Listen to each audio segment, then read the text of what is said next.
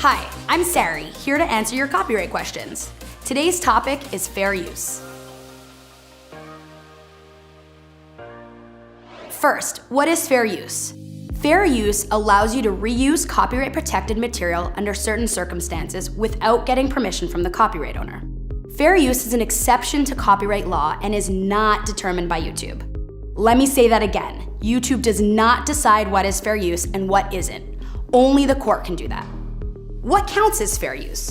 Different countries have different rules about when it's okay to use material without the copyright owner's permission. In some countries, it's not even called fair use. For example, in the UK, it's referred to as fair dealing. Aside from what your country calls it, courts usually focus on whether your use of another person's song or video is transformative. Basically, they're asking if you added new expression or meaning to the original work, or if it basically copies the original. For example, in the US, content that might be considered fair use includes commentary, criticism, or news reporting. Also, keep in mind that just because you say something's fair use, give credit to the copyright owner, or add a disclaimer like "no infringement intended," it does not mean that you're protected. How is fair use determined by law? Determining fair use is never a cut and dry process. In the US, fair use can only be determined in court by a judge. The judge will look at your case overall based on a few different factors. Here are a few things to keep in mind based on what the courts look at. You're less likely to qualify for fair use if your video merely copies someone else's and adds nothing else, if you're trying to monetize your video, if you're using fictional copyrighted material rather than factual material, if you borrowed a large amount of material rather than a small portion, if the main focus of your video is the copyright-protected material, or if your use of the material harms the copyright owner's ability to profit from their original work. So, all of these are helpful factors to consider when thinking about fair use.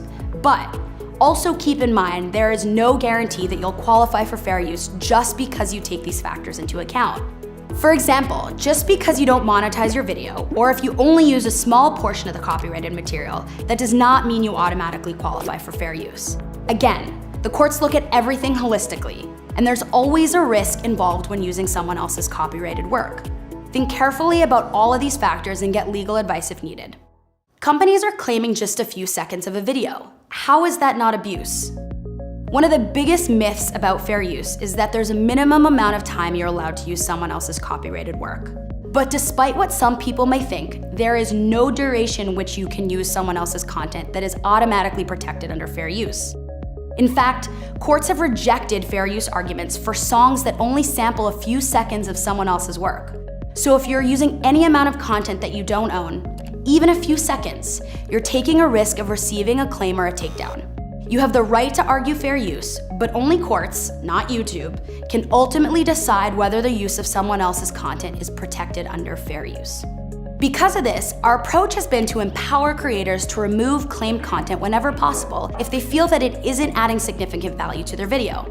That's why we've built tools to help you easily identify the content being claimed in your video and remove or swap out claimed music with copyright-safe tracks from the free YouTube audio library.